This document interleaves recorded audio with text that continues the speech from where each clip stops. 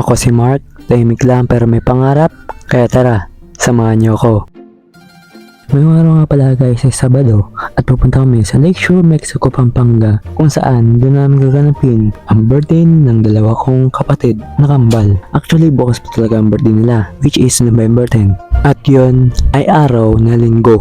Ngayon lang din namin ginanap kasi nga bukas ay may pasok si mama. Kaya ayun, passport na guys, nandito na nga kami sa Longapo. At medyo hindi namin naasahan na biglang magta-traffic. Kaya passport ulit. Passport na ulit guys, ay nandito na kami sa Pampanga. Kagising ko lang kasi nito guys, kaya hindi ko na video yung ibang clip kanina. At ayun na guys, dahil sa haba ng biyahe at sa haba pa ng pabiyahin namin papunta sa Lakeshore, Pampanga, ay nagutom na rin kami. Kaya nandito na kami sa drive-thru na McDo.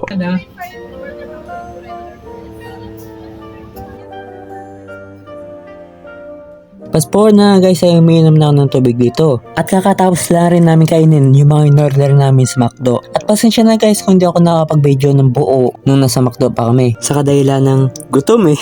At ayun na guys, nandito na kami sa bandang Del Rosario, Pampanga. Dito nga pala sa video na to guys, ay naantok-antok ako. Kaya hindi ko na videoan yung iba kung saan yun yung time na malapit na kami sa pupuntahan namin. So ayun na guys, nandito na kami sa aming pupuntahan kung saan nandito ang Lakeshore, Mexico, Pampanga. At nandito na nga pala kami guys sa Lakeshore, Pampanga. Ang bukas nga pala nito guys kapag Monday to Thursday ay 8 AM to 10 PM at kapag Friday to Sunday naman ay 8 AM to 12 midnight. So guys, nandito na kami sa Lakeshore ng Pampanga dito. Kakarating lang din namin kaya basta kakarating lang namin. Pupunta na nga po pala kami dito guys sa entrance. Pero bago po ang lahat, ang entrance nga po pala ay 50 pesos lamang. So yan na guys, papasok na kami dito ng Lakeshore. Magbabayad lang si mama dito ng 600 kasi nga anim kami. At lalagyan na kami dito ni ate ng parang bracelet nila.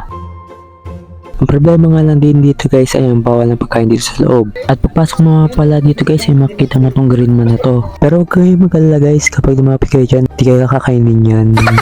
So yun na nga guys, dito nga ay nag-umpisa na rin kami mag picture dito. Hanggang saan nakita rin namin dito yung baby sa nursery, yung sa... Basta yun. Pinicturean ko na nga pala dito guys yung aking kapatid na si Kisha o si Trisha. Basta, nandito na rin kasi ako guys eh. Smile. Oo. Yan, maraming rides dito tapos basta marami. Pero mas better guys kapag pupunta kayo dito sa Lakeshore na to. Mas maganda kapag gabi. Yun lang. Dito nga sa part na to guys, yung nagpa-picture kami sa mascot na baby na to. Passport na guys, yan nandito na kami naglalakad hanggang sa nakita namin ng tito ko na itong duckboat na to. Kaya napasakay na rin kami. Saan ka dyan ka? Ayun, saan ka dyan? Yeah. Pero bago kami mag-umpisa ng tito ko mag-drive nito, ay iibay na natin ang background music na to.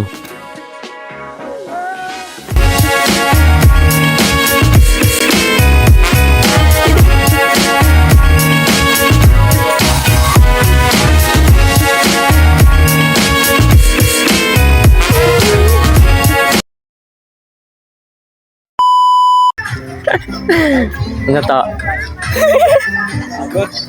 Pwede miss magpapadya ka lang ganun. Ayoko na. Dami ko masakay niya no? Hirap na ako sa pagre-review. Hirap ako dito. Kala ko chill lang ako dito.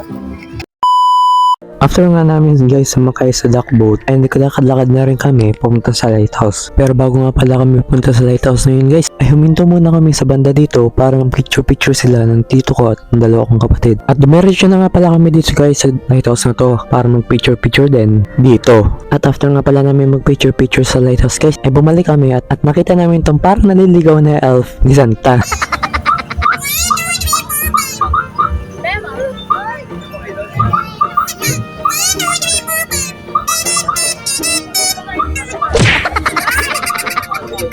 At syempre, di naman pwedeng wala kaming picture dito sa elf ni Santa. Wala na akong barya.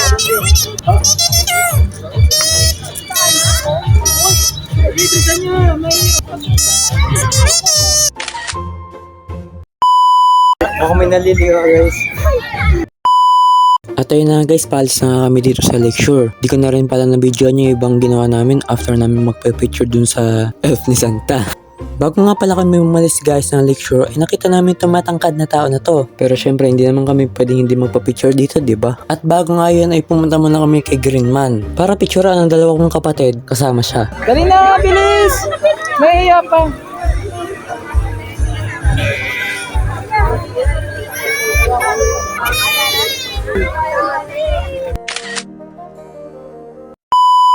At after nga pala namin kay Greenman, ay nagpa-picture na rin kami sa matangkad na tao na to.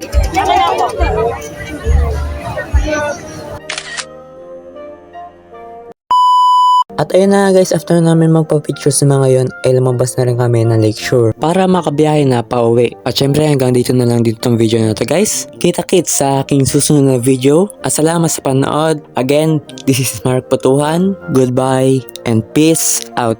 Bye-bye!